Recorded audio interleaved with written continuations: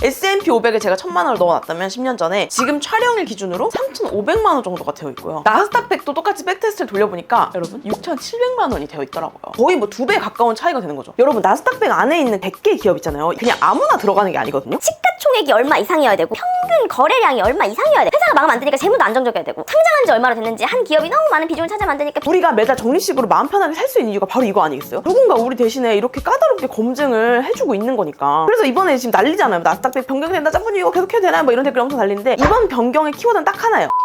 그러니까 내가 미국 나스닥 100을 들고 있으면 스페이스 X를 갖게 되는 거죠. 근데 여러분 이 룰 변경이 왜 이렇게 큰 의미가 있냐, 왜 이렇게 난리인 거냐를 이해를 하려면요 살짝 어려울 수 있는데 진짜 제가 쉽게 한번 풀어볼게요. 김짬부. 안녕하세요, 짠순이 부자들의 김짬부입니다. 여러분 제가 작년 9월부터 ISA 계좌에서 매달 50만 원씩 S&P 500 사고 있잖아요. 찐짠이들이랑 같이 ETF 적립식 투자 시작하겠다라고 하면서 이제 영상으로 말했었는데 기억나시죠? 제가 거기에 공부를 하다 보니 추가를 또 했습니다. ETF 적립식 투자가 약간 중독성이 좀 있어요. S&P 500을 보다 보니까 이제 나스닥 100에도 관심이 생겨서 이것도 매달 꾸준히 20만 원, 30만 원 부수입이 생겼다거나 배달비를 좀 많이 아꼈다거나 하는 달에는 조금 더 많이 넣고 있거든요. 이런 식으로 저는 ETF 적립식 투자를 S&P 500, 나스닥 100 둘 다 하고 있었단 말이에요. 근데 이 와중에 충격적인 뉴스가 나옵니다. 2026년 5월 1일부터 나스닥 100 역대급 변화가 생긴다 막 이런 뉴스가 나오는 거예요. 제 영상 보는 찐짜리들 중에 나스닥 100 적립식으로 투자하고 있는 찐짜리들 꽤 많을 것 같거든요. 그래서 이게 도대체 뭐가 바뀐다는 건지, 우리가 계속 적립식 투자해도 괜찮은 건지 제가 공부한 내용을 싹 풀어드리려고 합니다. 그리고 혹시나 사모님 저는 나스닥 100이 뭔지도 모르는데요 하시는 분들도 괜찮아요. 나스닥 100이 뭔지, 무언 룰이 어떻게 바뀐다는 건지 하나하나 다 알려드리겠습니다. 영상 시작하기 전에 좋아요 한번 눌러주시고 구독 한 번만 눌러주시면 진심으로 감사하겠습니다. 첫 번째, 나스닥 100이란? 여러분 S&P 500은 들어보셨죠?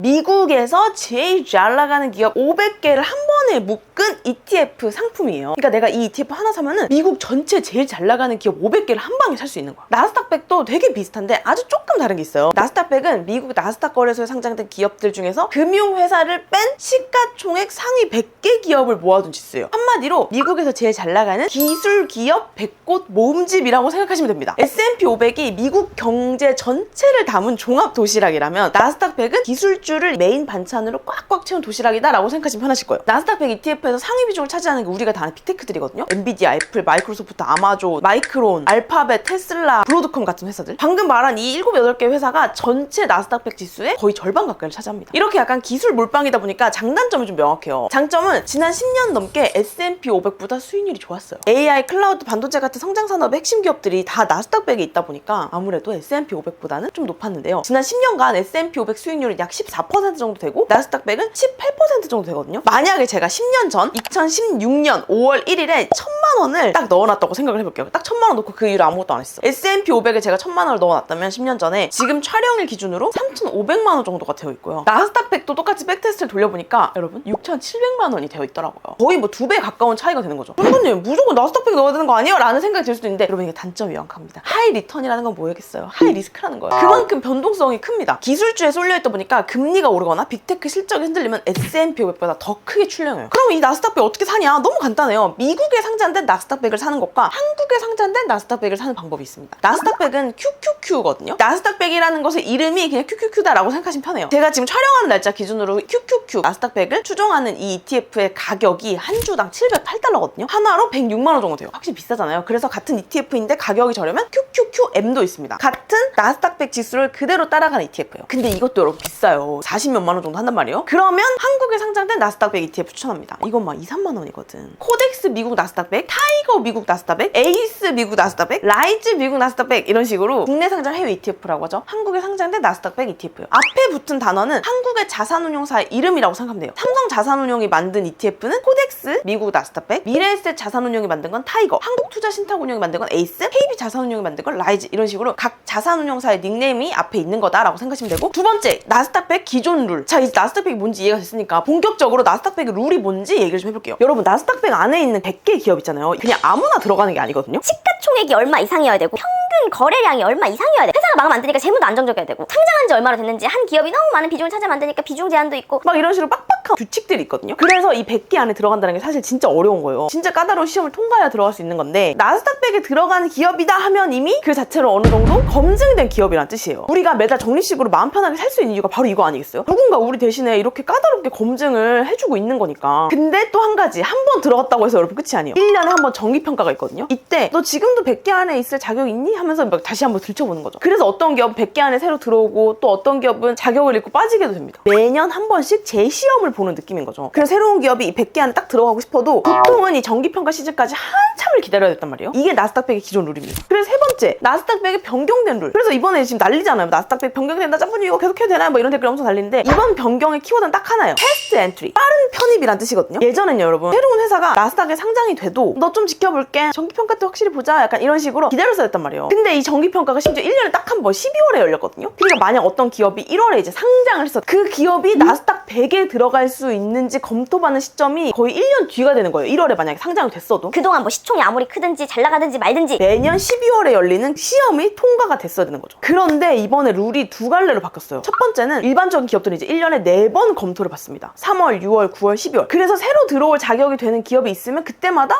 너 들어와 해주고, 이미 있는 기업 중에 자격이 잃은 기업은 야, 하지마 이제 나가줘 하는 게 더 빨라진 거죠. 원래는 1년에 한 번 열리던 게 분기마다 테스트가 열린 거니까. 그래서 1년 동안 기다려야 됐던 기업들 입장에서는 이제 3개월로 좀 짧아진 거예요. 그리고 두 번째, 이게 진짜 핵심인데요. 시가총액이 어마어마하게 큰 기업. 이 기업은 들어오는 순간 나스닥 100 상위 40위 안에 들 정도다 하는 거대 기업이 새로 나스닥에 상장이 되잖아요. 그러면 아까 얘기했던 패스트 엔트리가 적용이 됩니다. 상장하고 단 15거래일 만에 거의 3주 정도 되는 거거든요. 이때 바로 그냥 나스닥 100에 쑥 들어와 버리는 거예요. 정리하면 이제 이렇게 바뀐 겁니다. 그래서 네 번째, 갑자기 왜 바꿨을까? 사실 이 모든 룰 변경에 진짜 주인공이 있다고 하더라고요. 일론 머스크의 스페이스X입니다. 여러분, 스페이스X 한 번씩은 들어보셨을 것 같은데 일론 머스크가 만든 우주에 로켓 쏘는 회사입니다. 화성에 사람 보낸다고 하고 인공위성으로 인터넷 막 깔겠다고 하고 약간 영화 같은 회사인데 이게 정말 어마어마한 회사더라고요. 스페이스X는 세계 최대의 민간 우주 기업이거든요. 원래 로켓 발사 이런 거 여러분 생각나는데 어디예요? 바로 나사잖아요. 그러니까 미국의 나사나 러시아 같은 나라가 하는 일이었거든요. 근데 스페이스X가 그거를 민간 기업으로서 해버린 거예요. 그것도 훨씬 싸게. 그래서 지금 나사도 스페이스X 로켓을 빌려서 쓸 정도로 합니다. 그리고 스타링크라고 해서 인공위성으로 전 세계 인터넷 깔아주는 사업도 하고 있는데 이것도 엄청난 수익을 내고 있다고 해요. 단순히 꿈만 큰 회사가 아니라 돈 잘 버는 알짜 회사인 건데, 그래서인지 일론 머스크가 이 스페이스X 목표의 기업 가치가 2조 달러라고 합니다. 이게 잘 와닿지 않는데 한국 돈으로 3,000조 정도 되는 거예요. 달러 1,500원 했을 때. 여러분, 3,000조 1조 아니고 3,000조. 2025년 한국의 1년 예산이 670조 정도 됐거든요. 한 나라의 1년 예산의 4-5배 되는 숫자가 아직 상장되지 않은 기업의 가치로서 얘기가 나오고 있다는 거죠. 그리고 여러분, 챗 GPT를 만든 오픈 AI나 요즘 핫한 클로드 코드 막 이런 거 많이 들어보셨죠? 클로드를 만든 엔트로픽 회사도 올해 안에 2026년 안에 상장한다는 뉴스들이 계속 나오면서 와, 진짜 올해 약간 미국 주식시장의 역대급 IPO 해 아니냐 막 이런 얘기들이 나오는데, 어쨌든 이 세 회사가 다 나스닥에 상장을 하면 나스닥 100 ETF 안에 자동으로 같이 담기게 되는 거예요. 우리가 가만히 있어도 원래는 1년 기다리고 이랬어야 되는데 아까 말했던 것처럼 패스트 엔트리, 진입이 빨라졌잖아요. 그러니까 내가 미국 나스닥 100을 들고 있으면 스페이스X를 갖게 되는 거죠. 근데 여러분, 이 룰 변경이 왜 이렇게 큰 의미가 있냐, 왜 이렇게 난리인 거냐를 이해를 하려면요, 옛날 나스닥 100이랑 지금 나스닥 100의 차이를 좀 알아야 돼요. 살짝 어려울 수 있는데 진짜 제가 쉽게 한번 풀어볼게요. 여러분, 5-6년 전, 그러니까 2019년부터 2023년쯤만 해도요, 나스닥 100을 신이라고 부르는 사람들이 많았대요. 왜냐면 S&P 500은 절대 못 따라잡을 만큼 수익률이 어마어마했다고 합니다. 그 이유가 뭐였냐면 S&P 500은 룰이 까다로워서 검증된 회사만 넣어주거든요. 물론 그래서 우리가 편하긴 하지. 하지만 그렇기 때문에 새로운 혁신 기업들은 들어오기가 어려웠던 거예요. 근데 나스닥 100은 그것보다 빨랐습니다. 그래서 예를 들면 테슬라 같은 차세대 혁신 기업들은 S&P 500보다 훨씬 빨리 나스닥 100에 들어올 수 있었고, 그래서 나스닥 100 ETF를 갖고 있었던 사람들은 테슬라가 막 몇백 프로 오르는 그 수익률에 그대로 맛보게 된 거죠. 근데 문제는 뭐냐, 지금 나스닥 100이 약간 S&P 500하고 너무 비슷해졌다는 평들이 나오고 있어요. 이게 왜 그러냐면 여러분, 시간이 지나면서 나스닥 100에 막 들어왔던 파이팅 넘치는 그런 혁신 기업들이 다 대형 빅테크가 되어버렸어. 애플, 마이크로소프트, 엔비디아, 구글 이런 기업들이 너무 커져버린 거예요. 그래서 지금 S&P 500 상위 종목이랑 나스닥 100 상위 종목이 거의 비슷하거든요. 그래서 나스닥 100만의 매력 떨어졌다, 그냥 이거 S&P 500보다 살짝 공격적인 ETF 아니냐, 막 이런 말들이 나오고 있었다고 합니다. 그래서 어찌 보면 옛날에 혁신적인 것을 선제 투자한다, 약간 이런 매력이 조금 없어졌던 거죠. 다섯 번째, 제일 중요한, 그래서 앞으로 투자 방향 어떻게 해야 되지? 사실 여러분, 이게 제일 중요한 부분이잖아요. 제가 한번 케이스별로 나눠서 나스닥 100 ETF 전시 정리식 투자하고 있는 입장에서 좀 솔직한 생각을 말씀드리려고 하는데요. 좋은 점을 먼저 이야기를 해보자면 스페이스X, 오픈AI, 엔트로픽 같은 차세대 기업들을 우리가 직접 살 필요가 없이 직접 사면 또 엄청 비쌀 거 아니야. 근데 이제 나스닥백 ETF 하나로 자동으로 이제 갖게 되는 거야. 그냥 나는 ETF 들고 있었을 뿐인데 차세대 혁신 기업의 주주가 되는 거죠. 매일 공부하고 이러기가 좀 힘든 사람들 입장에서는 너무 편한 거죠. 당연히 근데 단점이 있겠죠. 너무 큰 단점일 수도 있겠는데요. 변동성이 커질 수 있다는 거예요. 기존 빅테크들, 애플이나 마이크로소프트, 구글 같은 것들은 이미 현금도 어마어마하게 벌고 안정적으로 굴러가는 회사들이잖아요. 근데 스페이스X, 오픈AI, 엔트로픽 같은 기업들은 내가 돈 잘 벌 수 있는 회사야 라는 걸 증명해가는 단계잖아요. 그리고 이제 상장 초기에 발생하는 그 큰 유동성 이런 것들도 있어서 주가가 매일매일 위아래로 막 출렁출렁 하는데 그런 기업들의 비중이 늘어나면 나스닥백 ETF 전체도 당연히 이제 출렁출렁 하겠죠. 그래서 우리가 ETF 투자한다는 것 자체가 안정성 있게 좀 편하게 장기 투자 관점으로 보는 건데 좀 더 공격적으로 되는 우려의 목소리가 많이 나오고 있는 것 같아요. 그래서 결국 크게는 두 가지 케이스밖에 없을 것 같은데요. 첫 번째는 변동성 좀 커져도 괜찮아, 이런 혁신 기업들 난 빨리빨리 편하게 담고 싶어 라고 한다면 나스닥백 ETF 정리식 투자 그냥 그대로 계속 하시면 됩니다. 근데 변동성 그 파도 출렁이는 거 나는 생각만 해도 부담스럽고 하루에 몇 프로씩 빠지는 거 볼 자신이 없다 라고 하시면 저는 S&P 500 비중을 좀 늘리는 게 방법이라고 생각해요. 나스닥백을 아예 막 다 매도 이렇게 하기보다는 좀 더 그걸 줄이고 나스닥백보다는 안정적인 S&P 500을 좀 더 늘리는 게 좋지 않을까라는 생각이 듭니다. 저는 사실 나스닥백을 지금 넣는 것처럼 꾸준히 계속 넣을 생각이거든요. 줄일 생각도 없고 돈 벌고 돈 모이는 만큼 계속 추가적으로 S&P 500만큼 나스닥백도 같이 살 생각이에요. 제가 이 부분에 대해서 나중에 좀 더 깊게 얘기를 하고 싶은데 저도 ETF 투자를 하면서 많은 생각이 바뀌었는데요. 그 중에 하나가 뭐냐면 저는 30대에 진짜 부자가 되고 싶었어요. 30대에 진짜 크게 한탕 만들자 뭐 이렇게 생각을 했었는데 제가 33살이 되고 재테크를 7년 정도 하다 보니까 점점 저도 이 부분에서 좀 철이 드는 것 같아요. 저는 더 이상 30대를 위해 한탕 성공하고 싶다가 아니라 정말 50대, 60대 때 내가 더 이상 돈을 벌 수 없을 때 날 믿을 구석을 만들어 놓는다는 생각으로 지금 ETF 정식 투자를 하고 있거든요. 그만큼 장기 투자로 생각을 하고 있는 거예요. 그래서 저는 어떤 이런 특정 룰 변경에 상관없이 계속 꾸준히 담아가려고 합니다. 어차피 저는 내일의 주가, 그 다음 달에 ETF 가격 못 맞추겠고 모르겠어요. 그래서 매일, 매주, 매달 넣는 게 가장 좋다고 생각하고 이렇게 계속 갔을 때 저는 제 50대, 60대가 진심으로 기대되는 마음으로 이걸 하고 있거든요. 그래서 찐짠이들도 빨간색 수익률 이런 것보다는 내가 얼만큼 모아가고 있는지 그 숫자를 좀 더 보면 좋지 않을까. 그럼 진짜 재밌거든요. 그래서 찐짠이들도 재미를 진짜 알았으면 좋겠고 오늘 이야기를 제가 좀 빠르게 정리를 해보자면 2026년 5월 1일부터 나스닥백에 패스트 엔트리, 빠른 편입이라는 룰이 적용됐다. 시총이 큰 기업이 상장하면 15거래일, 약 3주 정도 뒤에 나스닥백 ETF에 자동 편입이 돼서 스페이스X, 오픈AI, 엔트로픽 같은 기업들을 빠르게 내 포트폴리오에 담을 수 있다. 그로 인해 변동성은 더 커지고 약간 많이 출렁일 수 있겠지만 장기 적립식 투자 관점에서는 나쁘지 않다고 생각한다. 하지만 본인 성향에 맞게 조금 더 안정적으로 가고 싶다면 S&P 500 비중을 더 높이는 방향도 괜찮다. 오케이? 찐짜리도 오늘 영상 보고 또 ETF 정식 투자 어떻게 하고 있는지랑 또 어려운 점 있는지 궁금한 점 있는지 뭐든 댓글로 남겨주세요. 제가 5명 추첨해서 커피 쿠폰 보내드릴게요. 그럼